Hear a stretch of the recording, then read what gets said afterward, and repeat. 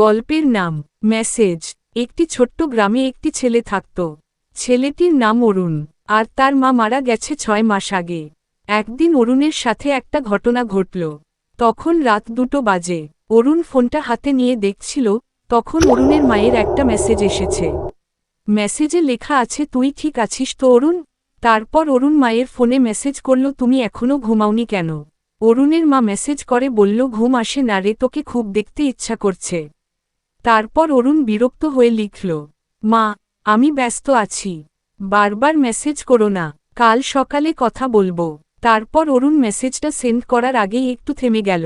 তারপর অরুণ ভাবল, আজ 6 মাস হয়ে গেল মা নেই, কিন্তু মেসেজটা কে করল? অরুণ দৌড়ে উঠে গিয়ে তার মায়ের রুমে ঢুকে দেখে মায়ের খাটে ফোনটা রাখা আছে। ফোনটা মায়ের খুব পছন্দের ছিল। তারপর অরুণ আরও অবাক হল, সে গিয়ে দেখল যে ফোনে ওই মেসেজগুলো টাইপিং করার শো আছে। 2 AM আজকের দিনেই। তারপর অরুণ বলল, এটা কিভাবে সম্ভব মা, তো মারা গেছে 6 মাস আগে। গল্পের বার্তা, যাদের ভালোবাসো তারা দূরে থাকলেও, তারা চলে গেলেও, তারা থাকেন ঠিক আমাদের মাঝেই।